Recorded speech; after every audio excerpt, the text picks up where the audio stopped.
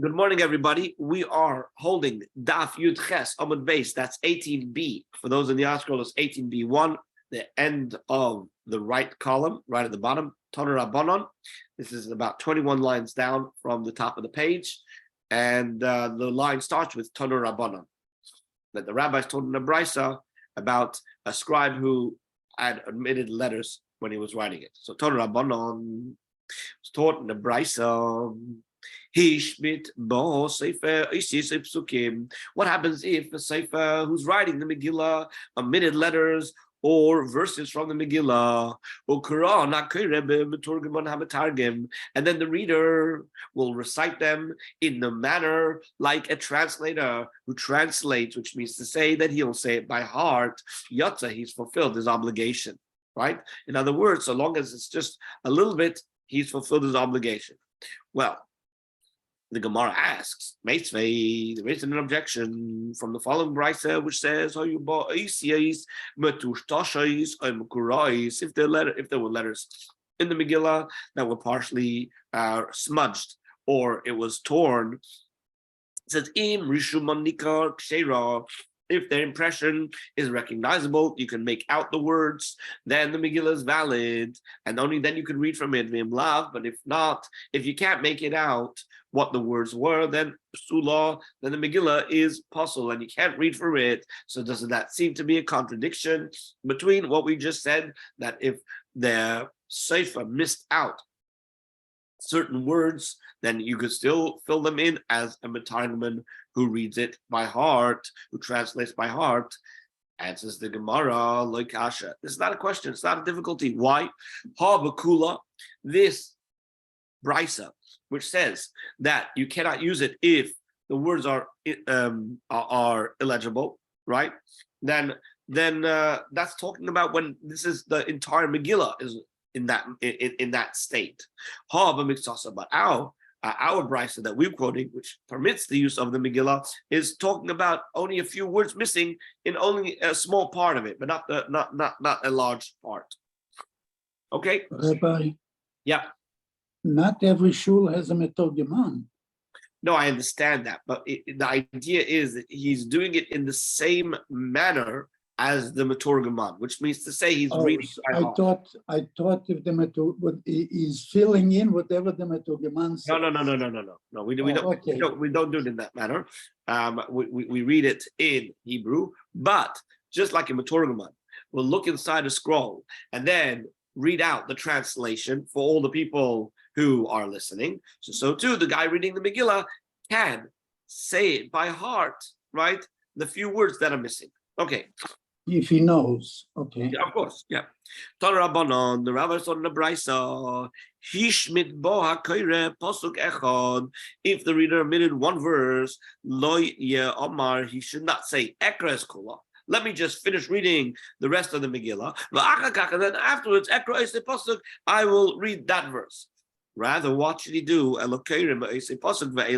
got to go back and read from the verse. From that verse where he left off and read further. In other words, he has to go back. You can't just read it at the end. What happens if a guy walks into shul? He finds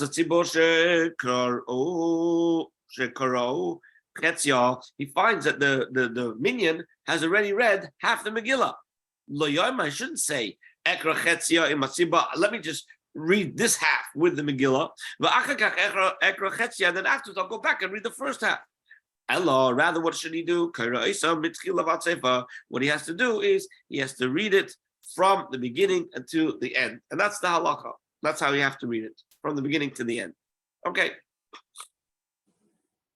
The next segment of the Mishnah says, Misnamnem yotza. What happens if a guy is dozing off? He's half asleep. Has he fulfilled his obligation by hearing the Megillah or not? So the Gemara wants to know, what does misnamnem mean? Frank, the Gemara, what does it mean when a person is dozing off or half asleep? Amar Ravashi. Ravashi says, nim v'loy nim, tir v'loy tir. He's asleep, but he's not asleep. He's awake, but he's not awake. The kari lei, which means is that they call him v'ani, and he answers. But he's not able to give a response to something that needs, a logical reasoning. So, you know how sometimes you call somebody and they're like, yeah, but if you ask them a question, they can't answer because they're awake, but they're not awake, right? They're asleep, but they're not asleep. But if he is reminded when you're asking him a question that he should know the answer to, but he can't think of a logical answer because he's still dozing off. But if you remind him, he'll remember. So he's conscious, right? But not fully conscious. He's awake, but he's not fully awake, right? Awake enough to be able to respond, but not to respond properly. So that's what it means, misnamnim. So we say, if you are in that state while listening to the Megillah, then you still fulfilled your obligation. What about the fact that you have to have kavanah when you're hearing the mitzvah? So we'll assume that he had kavanah at the beginning, and then we're talking about in the case of b'di'evet, where after the fact he realizes that he'd been in a bit of a dozing off state, but he was awake, and he remembers that he did hear the Megillah, but he's not sure to what extent he was being mechaven. So we'll say, after the fact, he's yotza, he fulfilled his obligation, doesn't have to go back and hear the whole Megillah. Okay. Now, next clause of the Mishnah. What happens if a person was writing a Megillah, or he was expounding on the Megillah, or correcting a Megillah? And in the process of doing that, he says every word of the Megillah. So we say, if he had it in mind, then yotza, then he's fulfilled his obligation. So the Gemara says, hey, Idami, like what's the story over here? What happened? If he arranged each verse in his mind by reciting it from memory, because of law, then he wrote it down. My hava, then even if he did have kavanah, what does it help? Al pehu, he's reciting it from memory, right? In other words, think about it, right? If I am writing the Megillah, right, and I say Vayihi b'Achashverosh, and then I write it down, Hu Achashverosh, I write it down, and so on and so forth. At the end of the day, what am I saying? I'm saying it by heart. I'm not reading it from a Megillah, right? So obviously that can't be the case. Ela the kosef psuka. Rather, the case has to be that he wrote down each verse, then he read it. So after writing down the verse, then he read it. Frank the Gemara, 1 second. In that case, will he fulfill his obligation? Rabbi says in the name of Rabbi Chama Bar Guria, who said in the name of Rab, halacha kidivrei ha'omer kula. The halacha is in accordance with the one who says that you have to read the entire Megillah. We'll see soon in the next daf. The Gemara has a discussion. The Mishnah, how much of the Megillah do you have to read? Where do you have to start from? Do you start from the beginning? Do you start from Ish Yehudi, etc., etc.? The different opinions. So he says that according to Rav said that the halacha goes according to the one who says you have to read the whole Megillah. And then it continues, even according to the one who says that you don't have to read the whole Megillah to fulfill your obligation, but you can start from Ish Yehudi, which is in the 2nd chapter, right? Nevertheless, that opinion still holds. You have to read it from a Megillah that's written in its entirety. So therefore, a sefer who's reading the Megillah, but he's reading it while he's in the process of writing it, how can he do such a thing and be Yitzchok? He's not going to be Yitzchok in that scenario. So obviously, it cannot be talking about somebody who wrote one verse and then read it.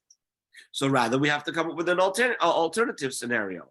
The alternative scenario is, hello, the mancha Megillah kame. It must be he had a complete Megillah in front of him. V'karu la mina psuka, and he reads from this Megillah one verse at a time. V'chasav la, and then he writes it down. So that's the scenario we're talking about. The scenario is the guy had a Megillah. and he wants to write another Megillah. And as he's writing the next Megillah, he reads one verse, and then he writes that verse down. Reads the next verse, then he writes that verse down. Now, since what he's doing right now is only really for the purpose of writing a Megillah, nevertheless, if he had in mind that while I'm doing this, I'm going to fulfill my obligation of reading the Megillah, we say that he's Yatsa. Okay. So now we're holding Daf Yud Ches Amud Beis 18b 2 in the art scroll, the bottom of the right hand column. So on the basis of this conclusion, that we're talking about a sefer who copies from an existing text, right? So the Gemara says, well, let's say then, Lema Messiah le Rabba Baba Chana. Let's say that our Mishnah is actually a proof for the ruling of Rabba Baba Chana. What did he say? The Omar Rabba Baba Chana, Rabbi Yechanan. Rabba Baba Chana said in the name of Rabbi Yechanan, Asur lichtev ois achas sheloi min aksav. It is forbidden to write even one letter of a Sefer Torah, right?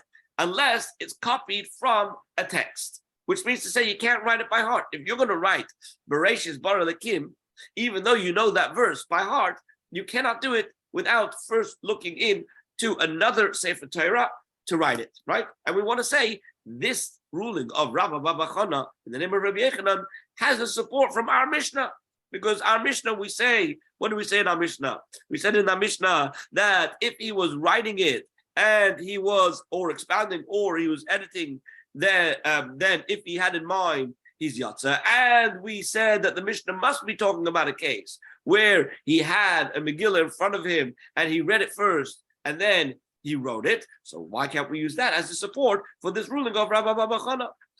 Ever the Gemara, no.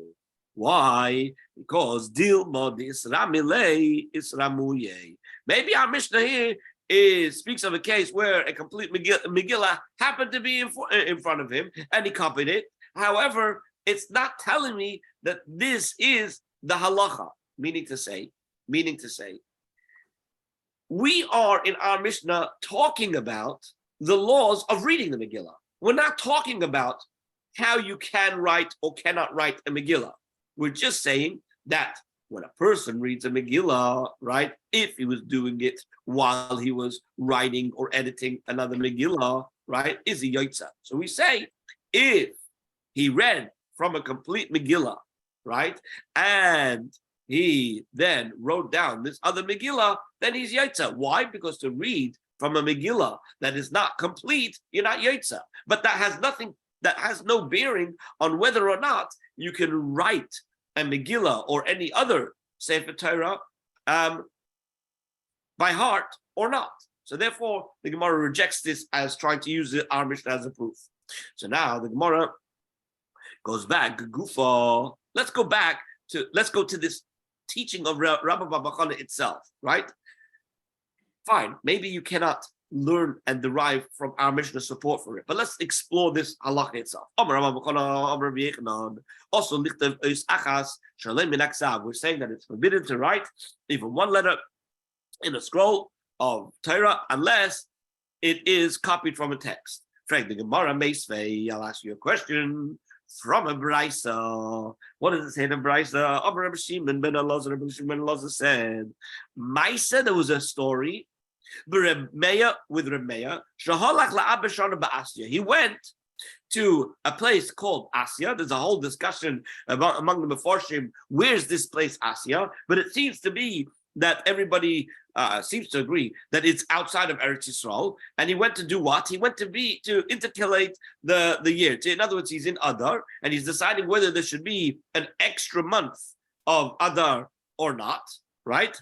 And while we had there's a story with Rabbi Akiva. Rabbi Akiva had to leave Eretz Yisrael because of the Romans who prohibited and were making trouble to not allow them to do Ibur Hashana. So therefore, he had to leave Eretz Yisrael. So it seems like over here there was a case where Remeya had to leave Eretz Yisrael to go and do this same thing and intercalate the year to add a month to the year. So now he was in this place called Asya. There's no Megillah. So what do you do? There's no Megillah. It's Purim. and he wants to hear the Megillah, and he doesn't have a Megillah. So what does it say? The Brisa tells us the story is Uksava Miliboy. He wrote one from memory, Ukuraha, and he read it. Doesn't this show that what? That you don't need to have a full text in front of you to be able to write it. You don't need to have a text at all. You can do it by heart. And you just said to me, Rabbi Babachana, in the name of Rabbi Yechanan, that what? That you can't even write one letter if it's not there in front of you. And for the Gemara answers, he says, Amar Rababo says, Shiny Rabbi Meir. Rabbi is different. Rabbi is different. Why? Because with regards to Rabbi Meir, the Mekayim Bey is fulfilled in him. The pupils of your eyes shall look straight in front of you. What does this mean? What's the meaning of this verse? And how does it apply to Rabbi Meir? Amalei Rami Bar Chama. What does it mean? What does it mean that the pupils of your eyes shall look straight in front of you? Amalei Rabbi Yirmiyah answered him, Elo divrei Torah. This is referring to the words of Torah. Why? What does this mean? The Ksiv Bahu, it says with regards to Torah, close your eyes from it, and it is gone. Which means to say, if you for a moment stop learning and don't continuously learn and look inside and learn, then you're going to forget your learning, right? But nevertheless, but despite the ease in which Torah can be forgotten, for Reb Meir, they were always straight in front of him, which means to say, with regards to what we're trying to say over here, is that it's one thing to know concepts, right? It's one thing to know concepts, but to be a baki in the Torah to the point that you know about which words are chaser and which words are male, the chaseris and yaseris, right? This is talking about when you have in a word, it can be spelt out fully, or it can be spelt out not full, right? With a yud, without a yud, and so on and so forth. For Rabbi Meir, he was so proficient with the Torah, he was so familiar with the Torah. For him, it's as if it was in his eyes. Therefore, we're saying that although generally speaking we do accept the ruling of Rabbi Babachana, the name of Rabbi Yechanan, that you can't even write one letter outside from by heart, you have to write it from a text. Reb Meir was different, because Reb Meir was someone in whom it was fulfilled that the pupils of your eyes shall look straight in front of you, and it's as if the Torah is right there in front of you. Okay, frankly, Gemara, 1 second. You're bringing me a proof from the fact that Reb Meir was such a great Talmud Chacham. Therefore, there was an exception made for him. But I'm going to bring you a proof from somewhere else that seems that no such dispensation or exception should be made. Rav Chisda Ashkechel Rav Chananel. Rav Chisda found Rav Chananel. Now, for him, he was writing books of scripture. Shaloi min aksav. Not from a text, but rather he was doing it by heart, it seems, right? So Amalei. So Reb Chisda says to him, listen, my friends, the entire Torah should be written from your memory, right? Because you're such a Talmud Chacham, and we can rely on you, no questions. We can rely on you 100%. But what can you do? Elakach, Amru Chachamim. But this is what the rabbi said. Also, it's forbidden to write even one letter of scripture unless it's copied from a text. So therefore, since Rav Chisda said to Rav Chananel that the entire Torah could be written from your memory, it follows that the words of Torah were always straight in front of Rav Chananel, meaning he had an absolute recall with regards to the words of Torah, and nevertheless, what do we say? We say that he couldn't do it. But Reb Meir did. He did it from memory. So how do we make sense of all of this? And for the Gemara, the resolution is because Shas Hatchag Shiny, in a case where you don't have any other choice, right? You're in great need and you don't have any other option. So therefore, since Remeah was in a place where he didn't have an option, he didn't have another Megillah, so therefore there's no other option, right? And that's why he did it. But nevertheless, it's not a challenge to what Rabbi Mamachana says. So now, if you look at the Gilyanis Hashas, right, there's an interesting comment, right? You have it, Shiny Remeah, it's the last one in the small thing, and it brings an answer for how Remeah could do this. And he says over here, look to it, it says, Sheshtei Megillas Kosav. He actually, Remeah wrote 2 Megillas. Gonas Harishayna, he buried the first one, V'kiyam Ashniya, and he kept the second one, which means as follows. What Remeah did, according to this, is Remeah wrote out a whole Megillah by heart. And he wasn't going to use it. Because he can't use, because the Sefer Torah, Megillah that's written by heart is not going to be okay. So he wrote it all out by heart, and he was going to hide it. He was going to bury it in Geniza, and he used that text from which to write out his Megillah that he was going to use for him. That's what he did, And there's there's an interesting story with my wife's grandfather. He was a Rav in Chicago, Rav Herschel Schusterman. It was the Rav of Bnei Ruvain in Chicago, and he was told by his Rebbe, the previous Lubavitcher Rebbe, that he should always daven mincha from a. He should always daven from a siddur. Should always daven from a siddur. It's written in Sfarim that it's a very big thing to look inside when you're davening. And anyway, one day he was on the road. He was traveling with someone else, and it was getting late. And they realized they were not going to make it to the city in time to daven mincha. So they decided to pull over on the side of the road to daven mincha. So they pull over. So the guy his friend daven mincha took him 10 minutes, 15 minutes. And then he sees that Rabbi Schusterman, my wife's grandfather, is taking a very long time. He's not sure what's going on. Anyway, he waits for him to finish, half an hour. And, when he gets back in the car, he says, what took so long? So he said, well, the previous Rebbe told me that I should always pray from a siddur. And so therefore, I don't have a siddur on me. So I wrote out mincha by heart.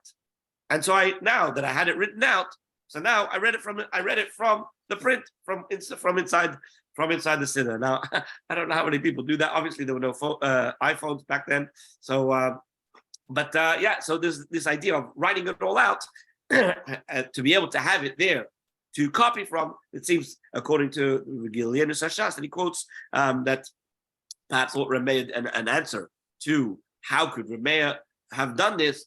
One answer the Gemara gives is Shas Atchak, right? That he had no other choice. But this answer is a Geshmak answer. It's a beautiful answer. That he wrote it out once, and he was going to hide that one, and then he wrote out again for himself, so he could use it. Okay. Rabbi, question. Yeah.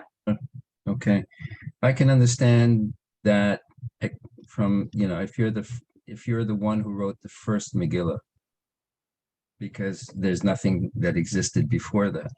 Right. But in a situation where Megillot already existed, right, how can you even use this? Oh, he wrote one out without the intent, and then he wrote a second one based upon the first one, which he shouldn't have written to begin with. We'll say he didn't. He was in a place where there's no Megillah. So that's a good reason.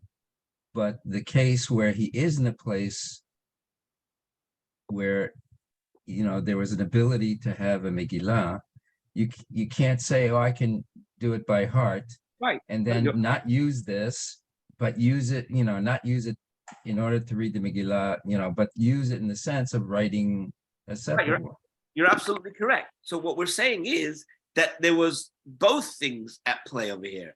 Both there was no other Megillah, and he went and took an extra step to be able to have a Megillah that wasn't written by heart, but written from another text. So there was no other Megillah. He didn't have a choice. He wrote one by heart because he had no other choice.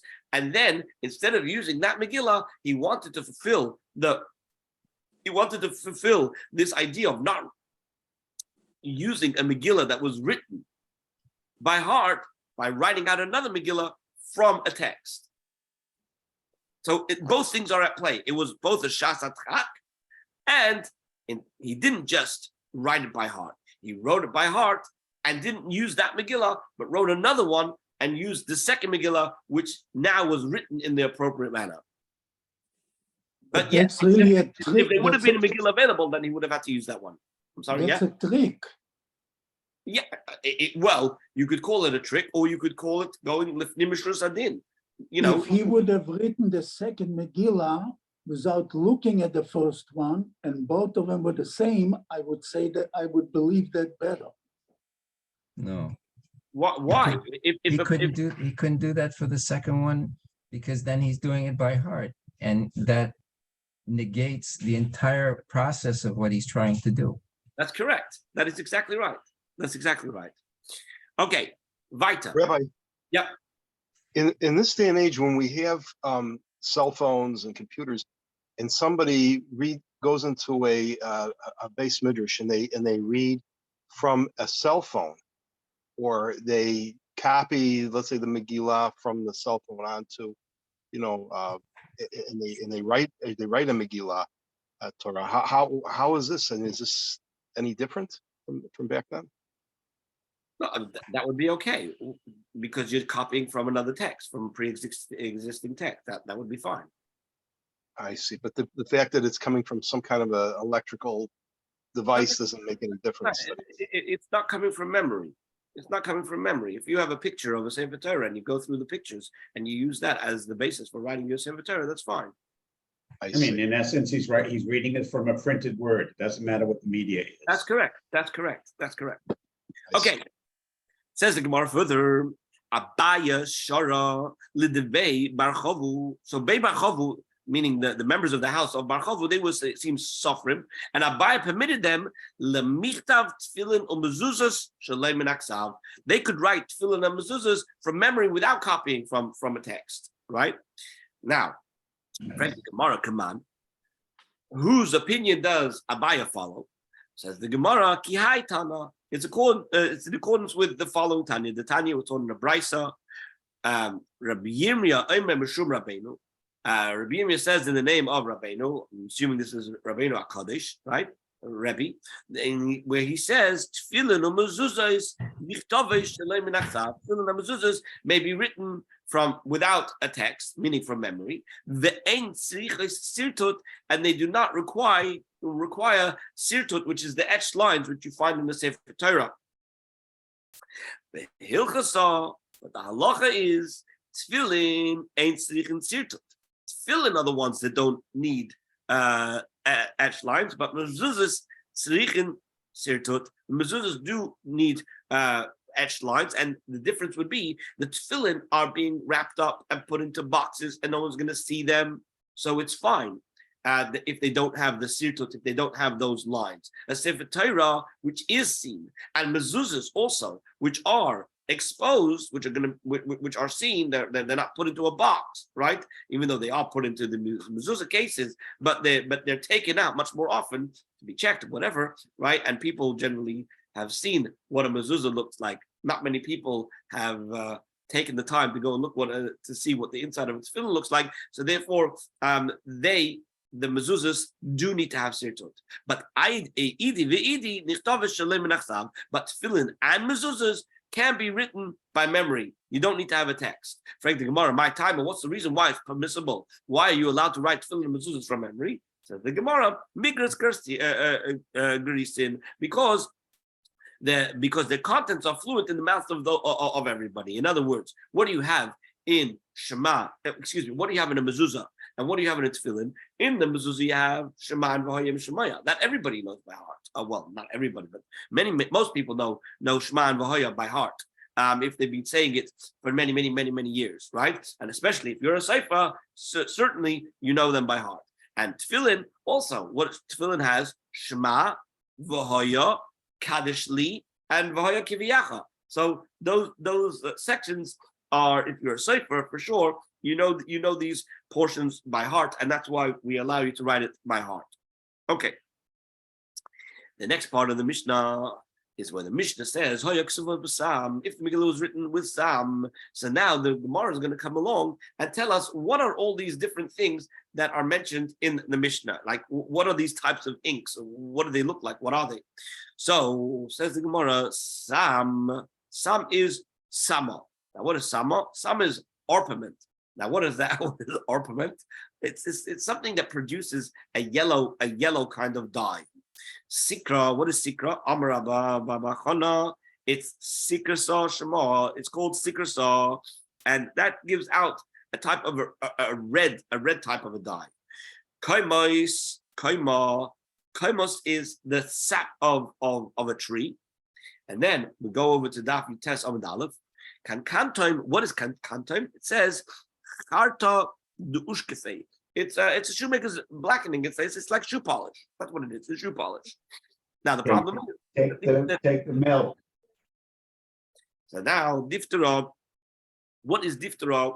We said that it has to be written in a certain type of parchment, right? So we said if it's written on diphthera, it's not okay. What's diphthera? Diphthera is the same hide of an animal, but the way it's treated, meaning the way you treat the thing to bring it to its final status, right? Is here it's where the meliach ukamiyach, where you took the animal hide and you salted it and you treated it with flour, right, and water, but you didn't treat it with gallnuts, and as a result, it doesn't give you the same kind of outcome as what cloth looks like. And then what's niyar? Niyar is machka. So we're saying it's some kind of papyrus. It seems that according to Rashi, it's min asobim asuya alidei devek, some kind of grasses that are glued together, or maybe reeds or something like that are glued together and making paper from that. So the Gemara quotes now from the rest of the Mishnah. Take suva ashuris. It must be written in ashuris. And the Gemara says, where do we know this? How do we know that it has to be written in Lashon HaKodesh? It says, that it's written that as they are written and according to their time. So the Mishnah continues, Al Sefer B'Diyai. It has to be written in Hebrew, but it also has to be written on parchment with black ink. How do we know that? From where do we know that Megillah has to be written on parchment with black ink? The Gemara, Asya Ksiva Ksiva. We make a type of Gzera Shava from the word Ksiva and Ksiva. Ksiva, it says over here, Vatichtem Esther Malka, that Esther Malka wrote. Ksiva, and it says in the book of Yirmiyahu, it says, Yoy Melem Baruch, Baruch who was a Navi, said to them, Mepiv, from his mouth, Yikra Elai, he dictated to me, as Kol Advar Meila, all these words, Vani Kosev Al HaSefer B'Diyai, and I wrote it on a parchment with ink. So just like over there, it says on parchment with ink. So too over here, when it says the word ksiva, right? When it says that vatichtav Esther, so therefore it's also with ink on a parchment. Okay. Now we're going to begin the next Mishnah. So in order to understand the next Mishnah, we have to remember what it says in the beginning, that there are three types of cities in terms of when we read the Megillah. You have regular cities, they read on the 14th. You have walled cities from the time of Yeshua ben Nun, like Yerushalayim, and you have, so that they read on the 15th. And then you have the Kfar, right? You have those villages that do not have at least 10 Asar Batlanim, they don't have these 10 people to be in the shul at all times, right? They can read because they come and they service the people from the cities. So therefore, they can bring it early and they can read the Megillah before the 14th. Okay, this Mishnah is going to talk right now about what happens if you're from the city, right? You're from a city that's not walled, right? And you're going to Yerushalayim, right? The question is, or the other way around, if you're from Yerushalayim and you go outside of Yerushalayim to another city, right, where they read on the 14th, what is your status? When do you have to read the Megillah? Do you become a member of that city and you have to read with them? Or do you retain your own identity and you have to read it on the day that they read it in Yerushalayim. So that's what the Mishnah is going to talk about. It says the Mishnah, Ben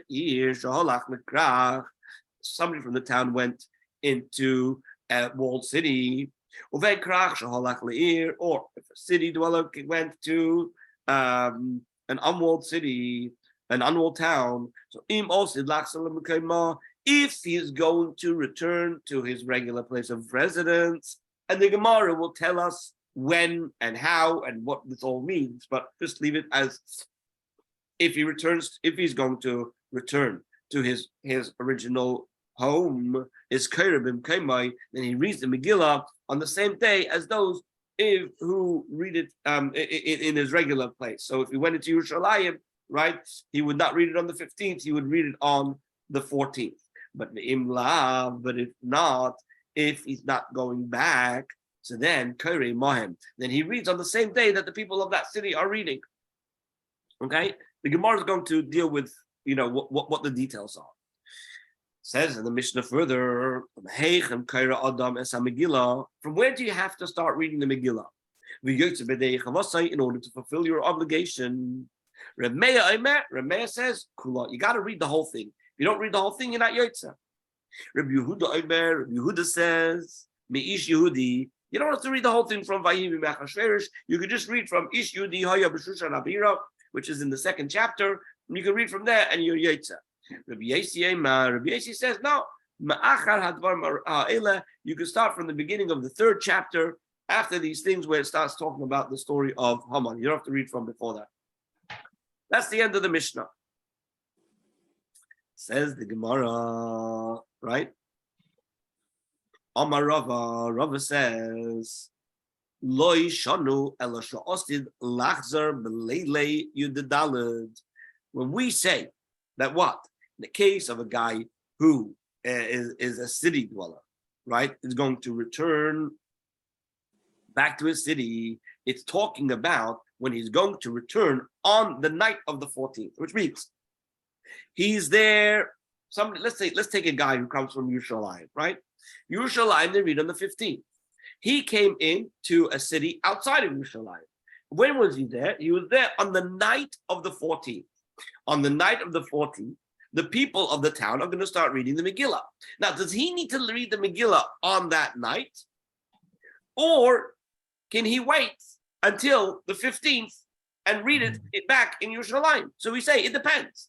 If you're going to go back to Yerushalayim that night, meaning before the morning, before tomorrow morning, right? You're going to be back in Yerushalayim before the morning of the 14th. Then we say that you don't have to read it on the 14th with everybody. But if you have no intention and no plan to go back to your city before during the night of the 14th, you're planning to stay there at least till the morning, then Karimon, then you have to read with them on the 14th of Adar. Even though, right, tomorrow during the day, you're going to go back to Yerushalayim. It doesn't matter. The fact that you don't have a plan for the night of the 14th to go back to Yerushalayim, you still have to read the Megillah. Yeah, so far so good. Okay, so now Rav is going to prove this. He's going to prove this. From where do I know this? To say this to you, because it says in the pasuk as follows. You're going to see that the pasuk seems to repeat itself, and the repetition seems to be superfluous. You don't need it at all. So therefore, I derive from this that it doesn't just refer to the initial phrase that we use, but also to another group, as we're going to see. The chesiv, as it says in the pasuk, Al Kain, therefore, Ha-Yehudim ha-Prozim, the Jews of the unwalled places, and then he goes on to say, Ha-Yeshvim ba'ari ha-Prozis, who dwell in the unwalled towns. So Michti, let us see. Ksiv ha-Yehudim ha-Prozim. It already says the Jews of the unwalled places. So Lama le-Michtav ha-Yeshvim ba'ari ha-Prozis. Why do you then need to come back and say again, who dwell in unwalled towns? That seems to be obvious. If they live there, that's where they dwell. So Hakamash Malon says, Rava, this is where I learned it from, because the pasuk's coming to tell us the Paruz ben Yaimai Nikra Paruz, a person who is in an unwalled place only a day, meaning the 14th, is regarded as a resident of the unwalled place with regards to the reading the Megillah. And so therefore, if you're going to be living in or staying over in this walled city overnight, right? So then for that day, you're not considered a Yerushalmi. For that day, you're called a Paruz, right? You're somebody who dwells in an unwalled city, and therefore to you applies reading it on the 14th. Frank the Gemara, fine, okay. Ashkecham Paruz, you found a source for the case of somebody who's a resident of an unwalled city, right? In other words, somebody who becomes a resident of an unwalled city. If you're from Yerushalayim and you go into an unwalled city on the 14th, on the night of the 14th. But what about Mukav? So Mukav Minalan, how do we know that the same thing would apply to the reverse, where somebody from a town would go into the walled city, that he is going to be called a Ben Krach, right? Just, if he's there for a day. So after the Gemara Svarahu, it's logic. Mida Paruz ben Yemei Karu Paruz, since a person who is in an unwalled place for a day is considered to be like a resident of the unwalled place, Mukav ben Yemei Karu Mukav. So therefore, a person who's in a walled city for a day is also considered to be a resident of this walled city. Okay. So now, 1 second. Said before, if you remember from the Gemara, right at the beginning of the Masechta, we said that the villagers are allowed to advance their reading of the Megillah to the day of assembly, right?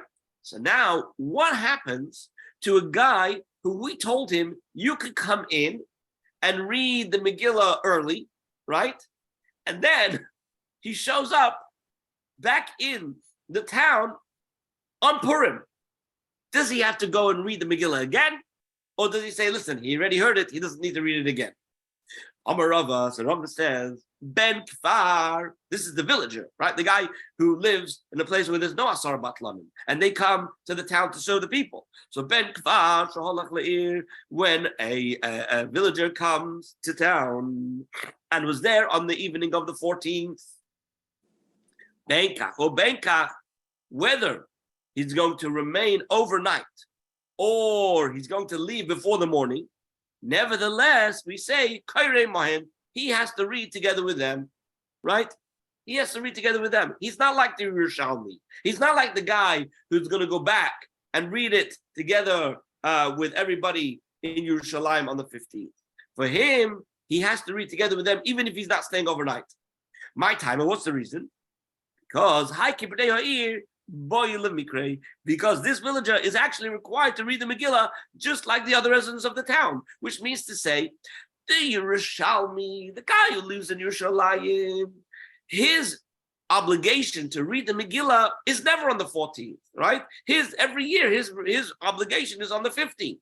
Now, if you want to change his obligation, right, to go from the 15th to the 14th, he has to at least be staying overnight.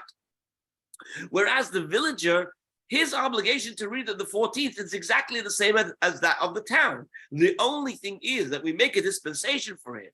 We make an exception for him, right? When the Purim falls out on certain dates, that he can come earlier. It's not that he's not obligated to read it on the 14th. It's that we make a leniency because he can't make it, right? But now that you're here, I don't need to change your status to being somebody of the city to make you obligated to hear it on the 14th. It's anyway an obligation for you to hear it on the 14th. And so therefore, Rava says, the halacha is, even if you're not staying overnight, if you're there at the night when they're reading it, you have to hear it together with them. It's only the sages who were lenient with regards to the villages, but the chiyuv is still there. Why were they lenient? It's because they do this service for the people inside the towns, that therefore we want to be nice to them and we give them this leniency. But Hanamili, when is this?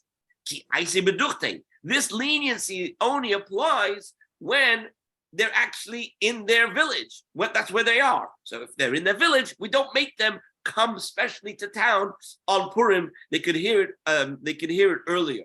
But if the villager is in town anyway on the 14th, then just like the residents of the town, he also has to read the Megillah. He has to hear the Megillah on the 14th.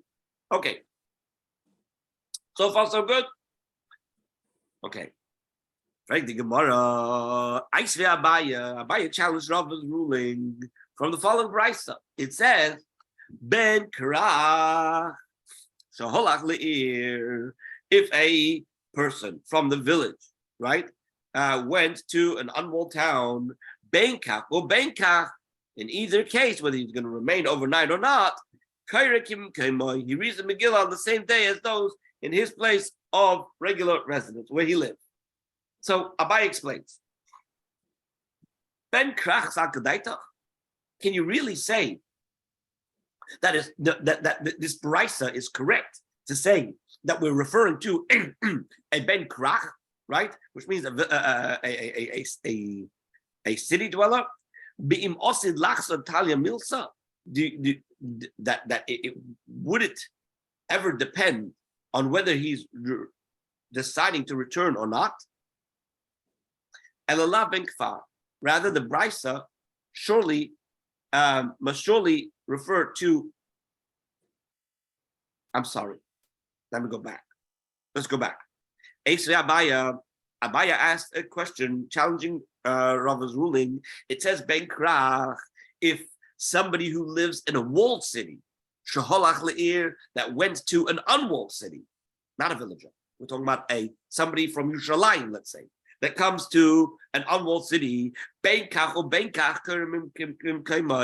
that whether he's leaving or not, whether he's going to stay till the morning or not, he reads Megillah on the same day as those in his regular place of residence. So Abaye says he wants to clarify. Ben Krach Akadaita. Can it really be the case that we're talking about somebody who lives in Yerushalayim? Bim Osid Lachsa Talia Milsa.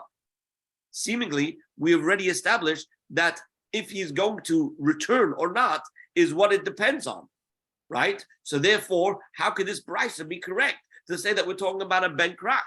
So therefore, what we're going to have to do is we're going to have to amend this brisa and say that it's not talking about a Ben Krach, but rather Alalav Ben Kfar.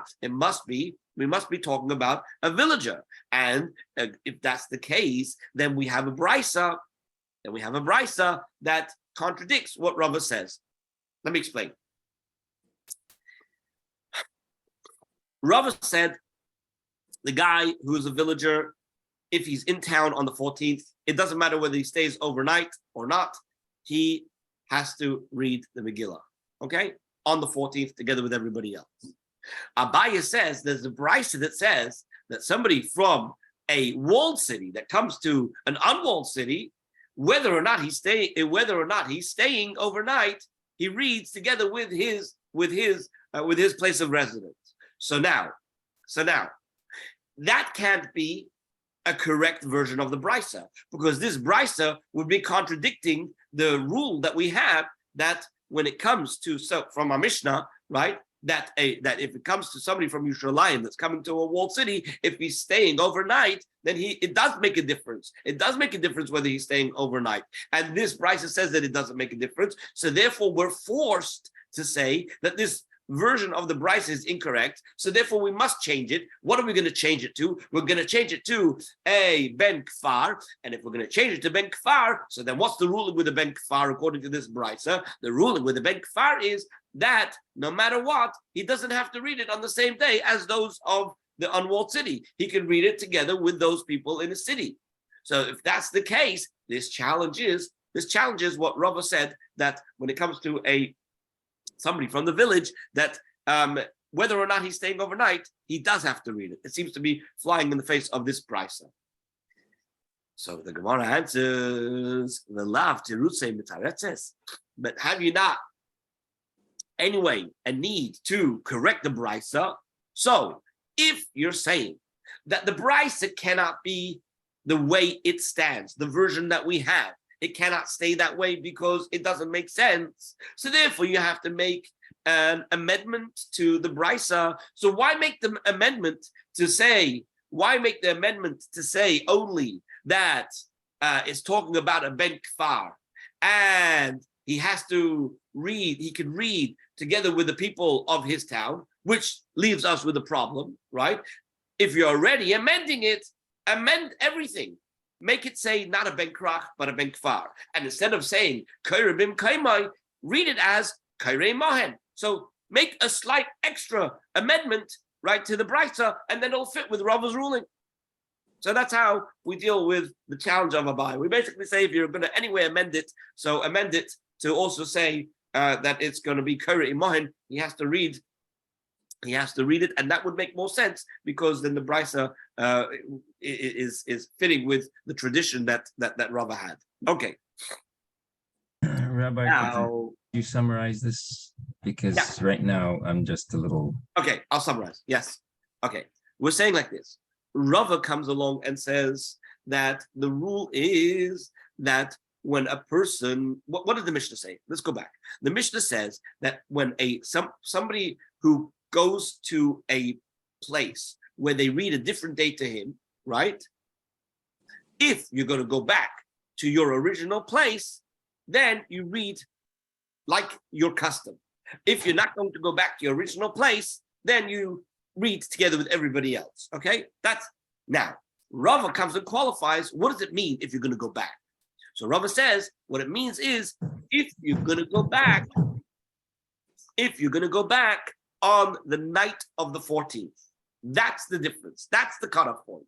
If you're going to go back for the night of the before the end of the night of the 14th, then you don't have to read with everybody else. You are going to go back after the night of the 14th, meaning in the morning, then you have to read with the locals. Fine. Where do we know this from? He brings a proof from Apostle. Fine. Then he goes on to say, now that we've mentioned this rule with regards to, let's say somebody coming from Yerushalayim to a unwalled city, I want to tell you what the halacha is with regards to a ben kfar. A ben kfar doesn't have the same choices that the guy from Yerushalayim has. Why? Because the ben kfar has the same obligation like everybody else to read it on the 14th. And so therefore, the fact that because Purim fell out on a day that is not a Yom HaKnisa, we gave him a special dispensation to come in earlier. Nevertheless, if he happens to be in town on Purim, the obligation still remains, and he should hear it together with everybody else. Came along Abaya and says, your ruling, right? Your ruling seems to fly in the face of a brisa. The brisa, if we amend it to read ben kfar instead of ben krach, right? If we make that amendment, right, then what it's saying is that no matter whether he's staying overnight or not like you said, Rava, he has to read it, but rather the halacha is that he could go and read together with his place, which means whatever day they're reading it, whatever day they came into the town earlier to hear, that's what he can fulfill his obligation with. So therefore, it seems to fly in the face of what you, Rava, are ruling. The Gemara answers that if you have to make an amendment anyway and say it doesn't say ben krach, but rather you have to change it to say ben kfar, then change the end of the brisa, and instead of saying kairei bim kaimai, say kairei imahem, and then there's no problem. We've solved the problem. How do we solve the problem? Because we amended the brisa to make sense, and the brisa then fits with Rava. That's what the Gemara was saying. Okay, Rabbi. Yeah. So then, if you make all those amendments, why do you need the baraita? Good point. Good point. So the answer is that everybody is trying to share in the conversation the traditions that they've received, and we do realize that after a certain point, these traditions are not as reliable as they were before Shimon Tzaddik, right? Where there were really no machlekes, right? So at the point where there becomes a little bit of a problem with the chain of tradition, we ask everybody, you share what you've received, and we will do the best we can to make out and refine and distill everything until we clarify what the tradition is. So whoever it is that passed down this tradition of this brisa, obviously at some point in the tradition, there was a change that crept in, like Chinese whispers, and instead of it saying ben kfar, it said ben krach, right? So we're saying a mistake crept into this brisa. So if we're saying one mistake crept into the brisa, right? We're saying maybe there's another mistake. Now, why mention the brisa altogether? Because it's a tradition, and this is part of the conversation. This is the part of the ongoing Torah Shabbat Peh, and the process by which we refine it to be able to get to the actual halacha. You've got to go and refine all these traditions until we can actually get to the bottom of what the halacha is. So that's why we mentioned the brisa, even though you're right. Technically, once you're changing everything, there's almost nothing left. But what the point is, we want to make sure that this brisa doesn't serve as a real challenge to the ruling of Rava, because then we don't know how to paskin. Okay? I think maybe they're trying to tell you what not to do. What do you mean? In other words, not to think that, oh, maybe it's a krach, not the ear. Right. So that process of clarifying is part of our collective responsibility as the Jewish people to make sure that we preserve the Torah, and we make sure that when we have a challenge to halacha, we figure out whether it's a real challenge or whether we come to a conclusion that it's a mistake. That's what I'm saying. That's the purpose of the Gemara. That's correct. Yeah. Okay. Rabbi, Yes. there's a filtering process in order to keep it right.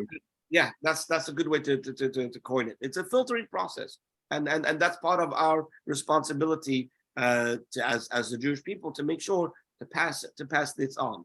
And I guess the reason why it had to be raised is because to prevent somebody later on from coming along and saying, well, how do we paskin if we have a brisa like this and we have the ruling of the Mishnah like this and the way Rava explains it? What do we do with this brisa? So the Gemara deals with it and says you have to amend the brisa, and the ruling of Rava remains.